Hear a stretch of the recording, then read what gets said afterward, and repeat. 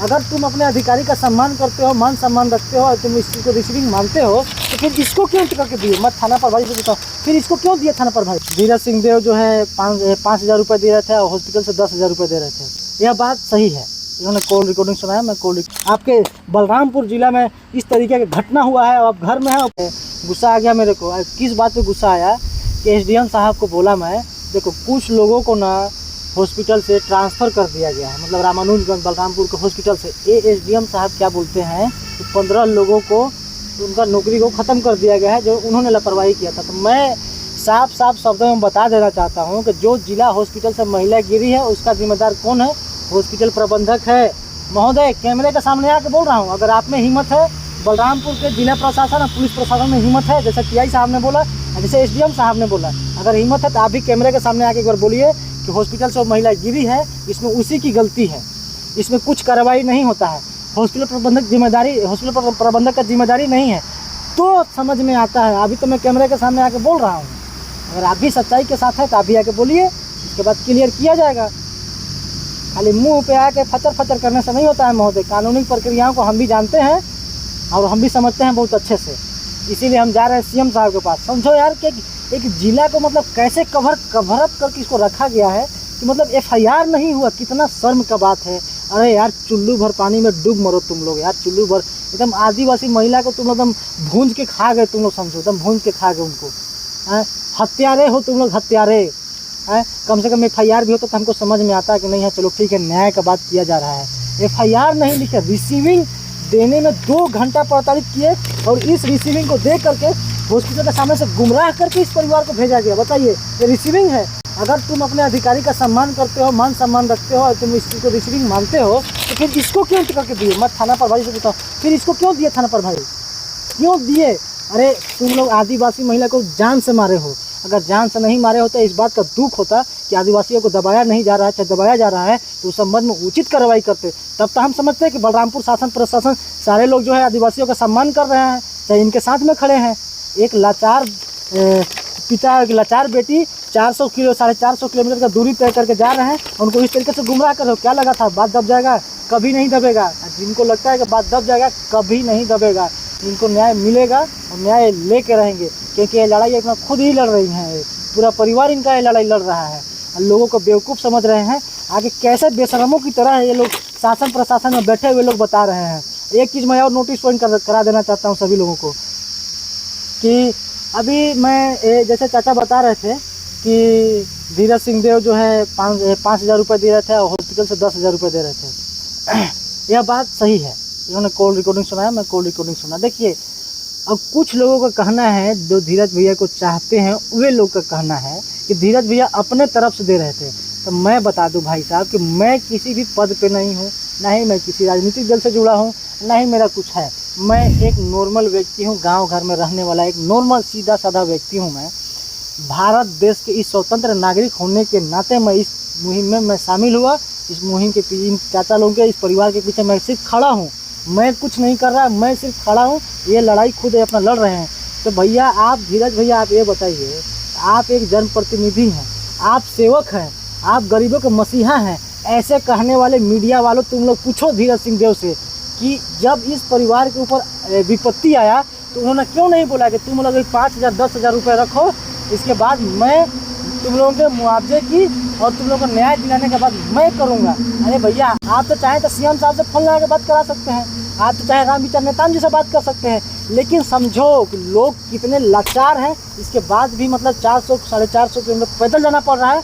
और धीरज सिंह के चाहने वाले लोग क्या बोल रहे हैं कि धीरज भैया अपने तरफ से दे रहे थे। अरे चलिए ना महोदय, हम मान लेते हैं कि वो अपने तरफ से सहयोग राशि दे रहे थे। हम नहीं बोल रहे हैं कि वो पैसा दे के बोल रहे थे कि रायपुर मत जाओ, ऐसा तो कोई बात हुआ ही नहीं था।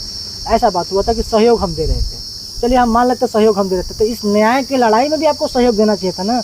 ये दो पक्षीय चेहरा क्यों? 2 पक्षीय चेहरा क्यों?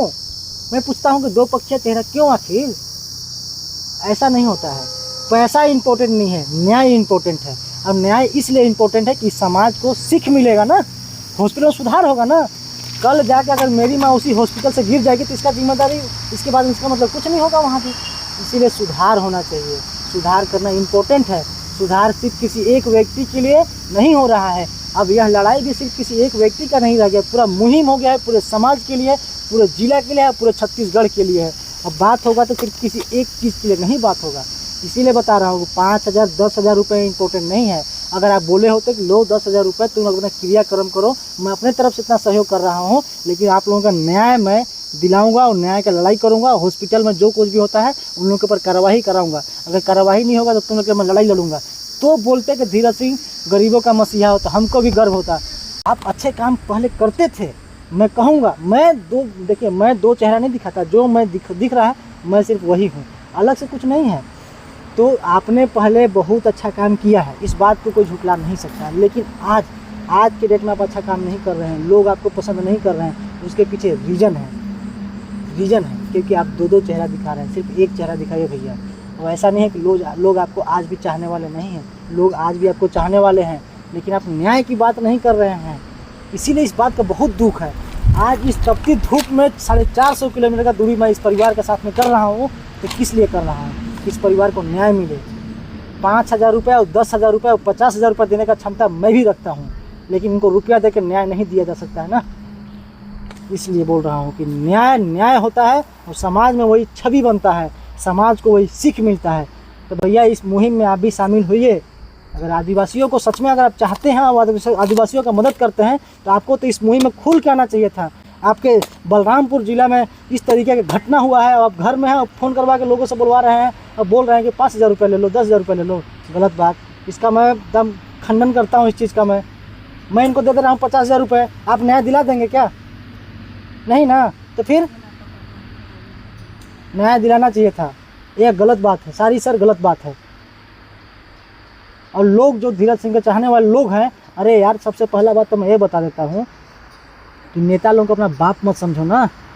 नेता को नेता ही समझो। नेता को जितने तुम लोग बाप समझ लोगे ना, तो तुम्हारी माँ भी मरेगी ना तो तुमको कोई पूछने नहीं आएगा, तुम्हारा भाई भी मरेगा तो कोई पूछने नहीं आएगा। किसी दिन तुम्हारे साथ भी घटना होगा तो उस दिन भी तुम्हारे साथ कोई न्याय का बात करने नहीं आएगा भाई। इसलिए नेता को नेता की तरह रहने दो, ना कि बाप की तरह। इसलिए बोल रहा हूँ कि नेता को नेता की तरह रहने दिया जाए, ना कि उसको अपने बाप की तरह करो। समझ गए? तो नेताजी लोग, आप लोग नेता तक ही रहिए। जिसके साथ अन्याय हो रहा है, जो घर में बैठ जा रहा है, तो उसके साथ यही होगा। नेता को जब तुम अपना बाप मानोगे तो अन्याय तुम्हारे साथ भी होगा। अगर न्याय चाहते हो तो नेता को नेता इतना ही इज्जत दो, बेसी इज्जत देने की आवश्यकता है ही नहीं। क्योंकि कोई भी नेता तुमको ज़िंदगी भर खिला नहीं सकता है ना, कोई भी नेता तुमको ज़िंदगी भर नहीं खिला सकता है, समझे? इसलिए नेता को नेता इतना सम्मान दिया जाए, बस। इसके अलावा कोई नहीं। कोई ज़िंदगी भर नहीं मुझे खाने देगा, नहीं आपको खाने देगा, नहीं इनको खाने देगा। अब मैं भी इनके लिए कर रहा हूँ, चाहे खुद कर रहे हैं, चाहे खड़ा हूँ। मैं भी ज़िंदगी भर खड़ा नहीं रहूँगा। जब तक इनको न्याय नहीं मिल जाता तब तक मैं खड़ा हूँ। भाई खुद सक्षम है, इसके बाद खुद अपना लड़ाई लड़ रहे हैं। मैं तो सिर्फ इनके साथ हूँ, मैं तो इनका लड़ाई भी कहाँ लड़ रहा हूँ भाई। मैं तो सिर्फ इनके साथ चल रहा हूँ। क्या कर रहा हूँ? कुछ नहीं कर रहा हूँ। और आप बहुत कुछ कर सकते थे। आप माननीय रामविचार नेताओं जी से बात कर सकते थे, सीएम साहब से भी बात करवा सकते थे। लेकिन देखिए आज 6 दिन हो गया, 7 दिन हो गया, हम लोग धूप में कितना चीज चलाते, धूप में अभी लू चल रहा है यहाँ। अभी हम लोग खाना पीना खा के हम लोग यहीं सोएंगे। ये तो स्थिति है आम जनता का। क्यों स्थिति है पता है? क्योंकि नेताओं को बाप मान चुके हो तुम लोग। मैं इस बात का वादा करता हूँ कि